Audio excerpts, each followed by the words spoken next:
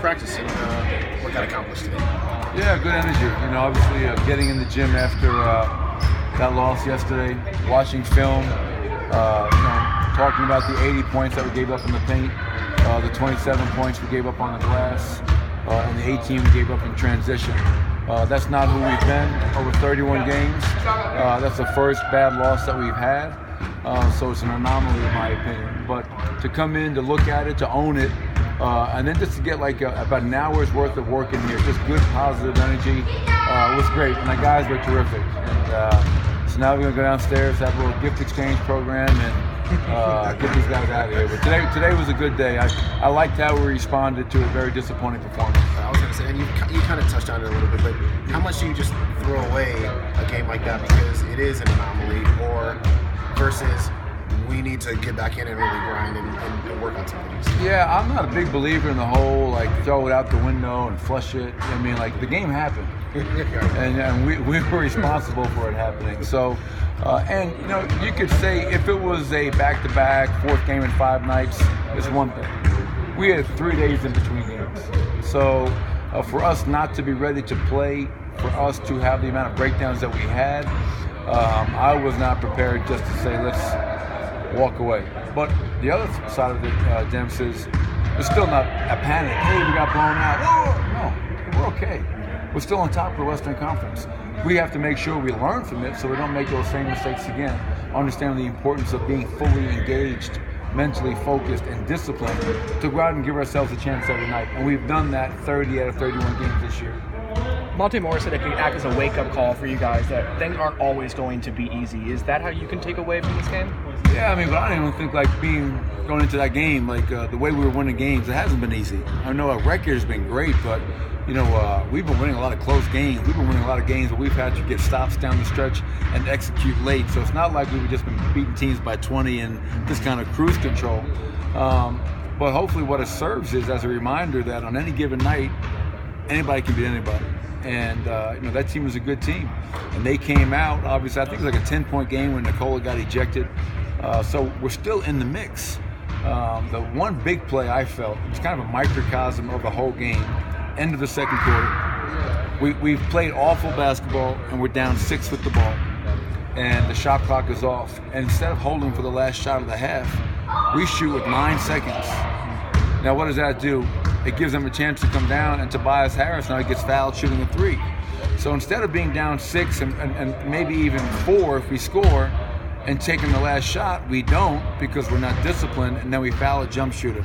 That was the microcosm of just our lack of awareness, focus, discipline throughout the night. Do you think the injuries are just catching up to you right now at all?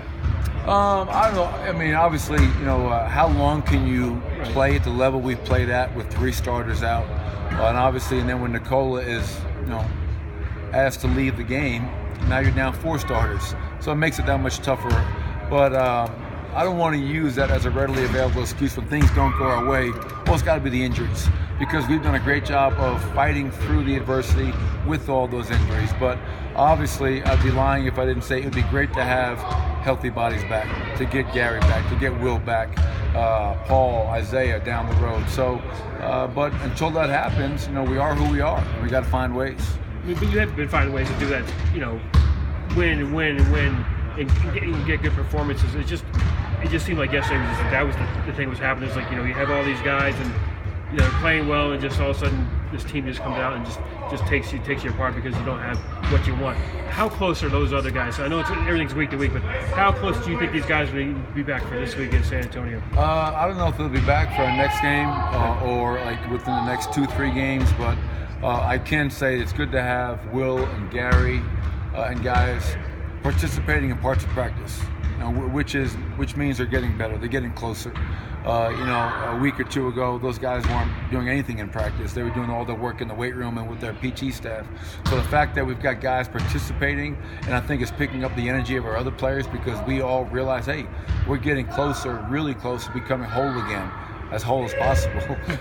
So I think there's definitely some excitement and optimism about that.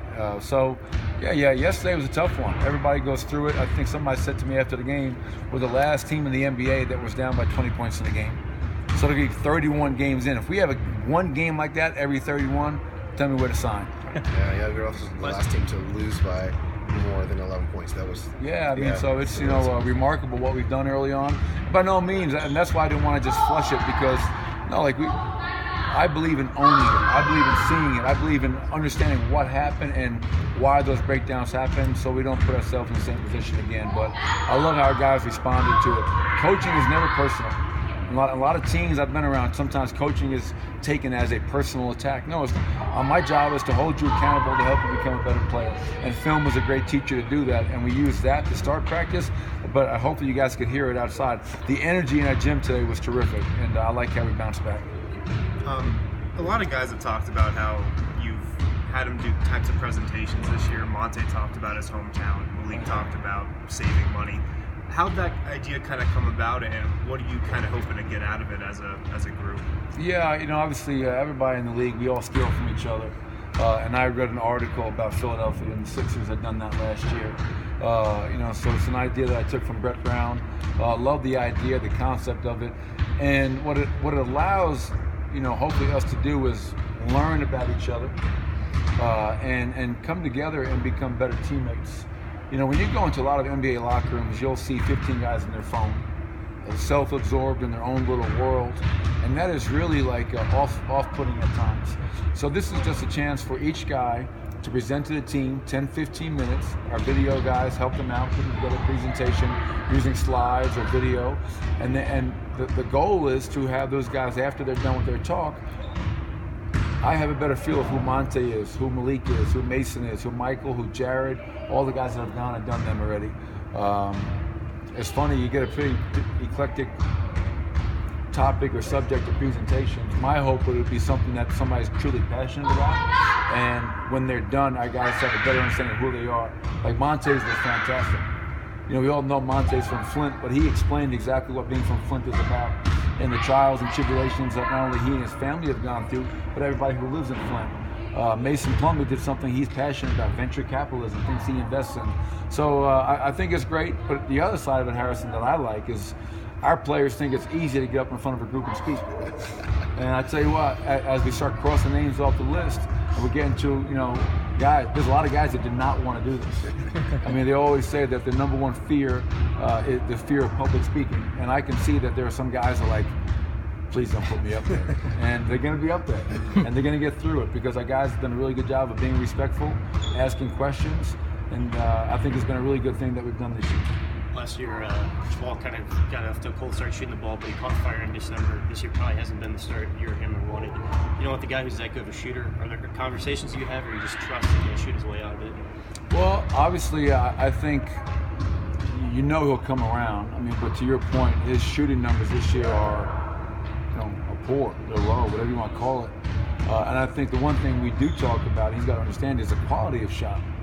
And, making sure the shots that are good shots, whether it's being open and not open, whether it's being time and score situation, is it a shot that you work on? Like last night, he got caught, I thought, dribbling into traffic, trying to go behind his back in the crowd. And I think just having the discipline to be a little bit more structured, discipline with your shot selection. But he puts time in, and I think as he gets healthy, he'll start to get those numbers up where they should be. Thanks, Joe. You talked about Go ahead.